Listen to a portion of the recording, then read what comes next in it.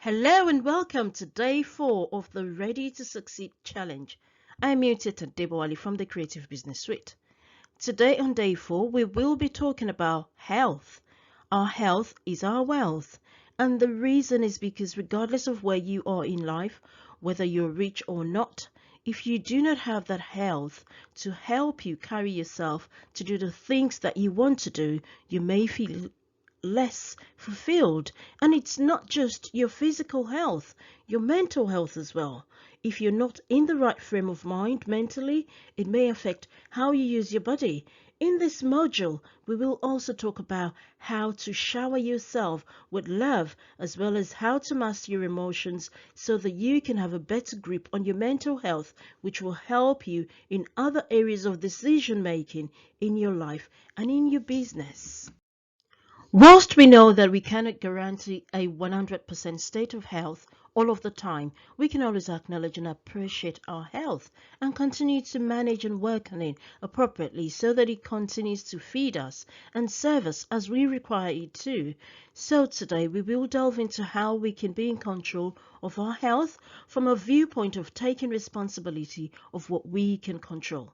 You may be thinking, why do we need to talk about this in this module when we're talking about money and achieving goals and growing our dreams? But let me share a quick story with you.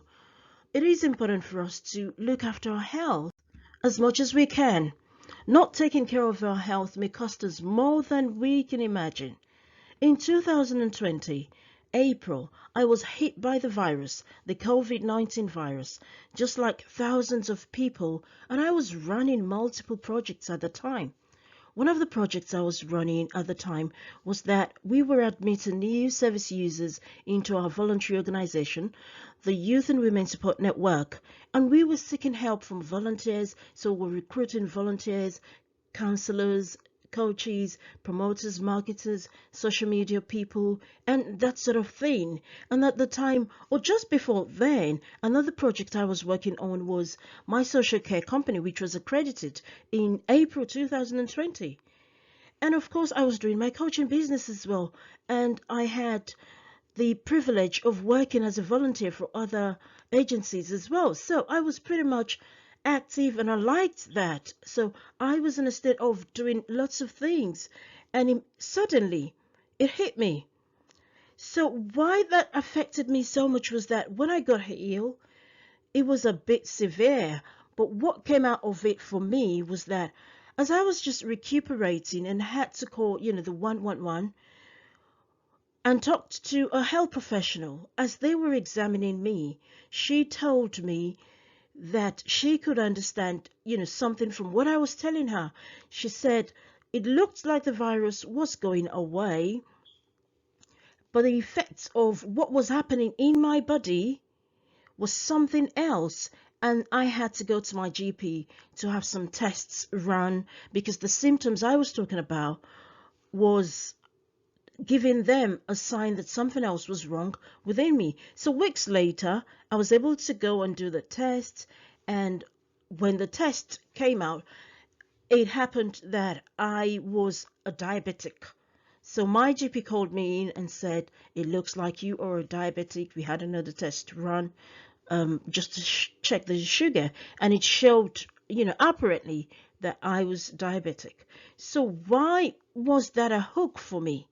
At the time, I admitted to myself that I hadn't been looking after my physical health as I should. I never used to take my symptoms seriously. I have missed many health checks, a few times because I couldn't be bothered. I never complained to doctors when I was feeling weak or feeling lethargic or not very well because those symptoms to me were just not really significant. I wasn't sure whether it was stress or it was sleep, but I will take all of those for granted because I could still do things. I could still move. So I waved off things about my physical health, believing I'll be fine, I'll be okay. I know my body, that sort of thing. So I admitted to myself at that point that I had to be a lot more conscious about my physical health because I said to myself, if I had died during that, the virus thing, perhaps a part of me would have said to me it was my fault because, I believed that I had neglected a part of me that I shouldn't have neglected. So this is not to say that I'm completely careless about my health. However, I took responsibility. I tweaked what I had to tweak. I changed my mindset about me feeling and believing that I'm strong. I don't need to see the doctor. And I began to do things differently. You will notice that I've been talking about my physical health. This is because I pretty much understand my mental health and I take responsibility for my mental health so much. So I know that I've got a number of ways to manage myself. That is not to say that I don't have difficult situations that I face, but I've crafted different ways consciously and deliberately to look after those sort of things that arise in my life. So this is why I think this module is important for us, because we rush over life, we rush making money, setting goals, looking to achieve them, but we don't remember that the vessel that we carry out all of our ambitions should be treated with love and care, and that is our body and our mind. So next time, before you do other jobs of setting your goals and having your dreams well painted before your eyes of imagination, make sure that you are taking responsibility for your health. It's really important. It's one of the things we can do just to gift ourselves, the life that we want. So let's check out some additional ways we can do this.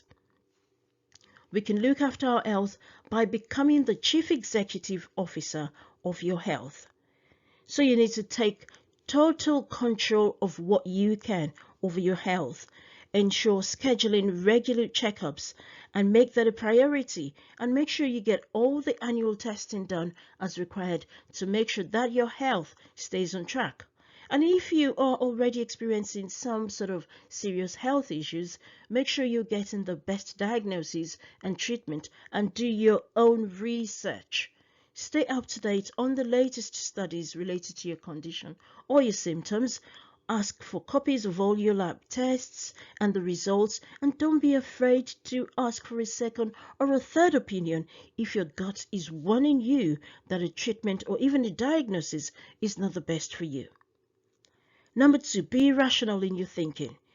If your health condition requires you to see a specialist, don't replace that with keeping a positive mindset and not going to see the specialist, because the only thing you can keep a positive mindset on is the adequate treatment that you get and how you look after yourself.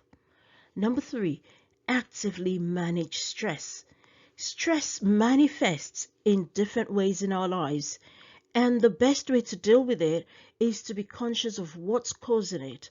Be mindful of your response and review your lifestyle where needed.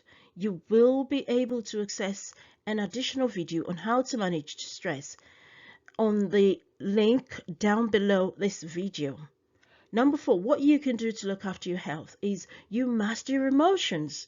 To be able to master your emotions, awareness is key. You've got to be aware of what's going on with you. You need to be aware of the emotions that you are feeling, and you need to know where they're coming from and be able to distinguish the different emotions you're feeling, and also be able to categorize them so that you can reconstruct them in order to tailor your response adequately. When you lose control of your emotions, you get easily worked up when things are not going your way, and this can affect both your physical and mental health if you go through emotional strain frequently. So you've got to be on top of your emotions. Number 5, show yourself some love. Always learn to give yourself some love, some space, and don't be hard on yourself. When things are not going your way, you want to be flexible. You don't want to be rigid, because when you're rigid, you cannot bend, and that's when we break down. Give yourself the grace to view things from different angles and seek help when it's becoming too heavy for you to handle. So now, it's going to be workbook time. Let's get into the workbook and see what we can do. Okay, so the first thing you want to do in your workbook is you want to write 3 things that you will begin to do differently from now to help you manage your health better. Okay, so write down 3 things that you want to do from now to help you manage your health better. The next thing you want to do is you want to ask yourself, what areas of your health do you need help with? And when you identify those, list 5 things you will do to seek help for those aspects of your health that you need help with. And the last thing you want to do here is you want to imagine the cost of not looking after yourself, not looking after your health. What could this mean to you, your business, or your career and your loved ones? So just ponder on that for a little while and just write whatever comes to mind. Then put it away and come back to it later. Read it through and then evaluate the consequences of you not looking after yourself and your health. And perhaps you will be motivated, and it's going to serve as a reminder for you to always look after your health adequately. And with that, we are at the end of Module 4 of the Ready to Succeed Challenge. I hope that it has been so helpful so far. I've been having some real good time and I've been getting some real feedback. Okay, so I hope that this will help you be more conscious about your health. So to your success, your good health and abundance. And I am Muted Adebowale, and I shall see you in the next training.